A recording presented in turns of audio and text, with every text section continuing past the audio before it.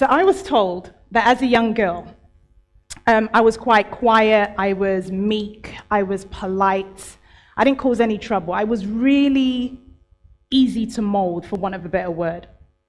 And what this picture represents that's powerful for me, it's the Yemi now looking at the Yemi then. But the question I ask is, was I always meant to be quiet? Was I actually really mellow? Who really was I? Or was it the incident at 7, 8 years old where my voice was taken, where my power was taken, my sexual power because someone abused theirs? This reflection is me looking at that saying, who really were you and who are you meant to be? And this is where I have to wait for the click for the next picture. And it's going to come. I knew this was going to happen. But okay, so I'm glad the humor's left my system now. So this picture is a continuation of my story, and a big part of what I talk about is transmuting pain to power. And in every one of these pictures, there is an element of pain. This picture, think Survivor. You know the show Survivor? This was my boarding school, but when you think of Survivor, assume there was no camera crew to save me if things went wrong. So I went to boarding school in Nigeria, and that picture there is of the tank I would walk 3 kilometers with a bucket on my head to get my water. And I would typically have to do this at least twice a day because you had to get one for yourself as a junior and one for a senior. What this picture represents, as much as I hated it, as much of the pain and feeling abandoned for being away from family, was resilience. I didn't feel it then, and I will come full circle, but I definitely use it now. Now, this is a picture that represents the 100 letters I wrote to my mum. So my mum lived in London with 3 younger siblings. As an African family, it was the thing that you could split the family to make things work. So I was in Nigeria and she was in the UK. And I wrote her hundreds of letters, please get me out of boarding school. And eventually it worked. And this is where we lived. Now, to most people, it would have felt pretty intense for 6 kids and a mum to live in a 2-bedroom flat. But for me, I was just happy that I could get my water from the tap and I didn't have to walk 3 kilometers to get it.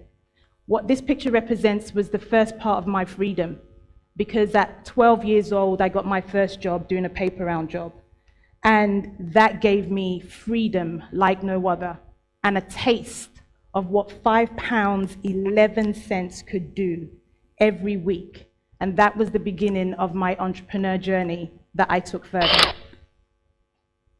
Now this picture, are there any kids watching this? I've got a potty mouth, so there's just maybe one word I need to say. Are there? Can I won't be, there are kids watching. Oh, I can.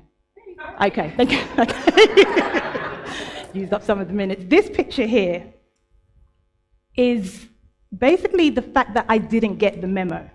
I wrote a book asking, did you get the memo? Because I fucking didn't. I literally didn't get the memo on what the gender-specific roles were going to be, either when I was to get married or I was to have a kid. I'd studied engineering, but there was still this view that I was meant to do everything in the house and work. And this picture represents the beginning of my growth because I was tired and I knew I needed to create a new memo. That's my first daughter. She's now 14.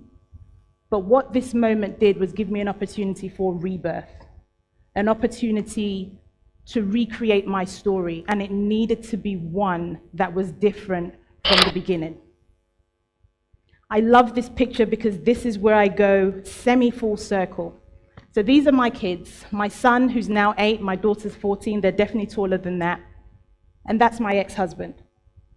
I know that had I not looked at the different traumatic parts of my life, there was no way I was going to be present to go through a divorce and not have my kids struggle. He lives in Arizona. We consciously co-parent, just came back from Arizona literally 4 weeks ago, and I was able to spend some time with my son, who I haven't seen in a year. He's lived with me most of his life, but he hadn't spent time with his dad. And I know for a fact that those painful moments, had I not stopped to look at it, I wouldn't be able to have one of the most amazing relationships I can have with the other parent, the other half. And so for me, looking at our pain is really a big clue to where our power lies. This last one is full circle. This is where growing up Yemi speaks to little Yemi. And she asks her a question, an empowering question, not one blame, not one of a victim story, but one that says, did we choose not the event, but the experience? And if we did, what the fuck were we meant to learn from it? What are we meant to do? You can't go through these things and not give back. And this is where Yemi and my inner child, little Yemi, are now doing the work to create the space for people to be seen, heard, and to transmute their pain to power. And I hope I can share more with you.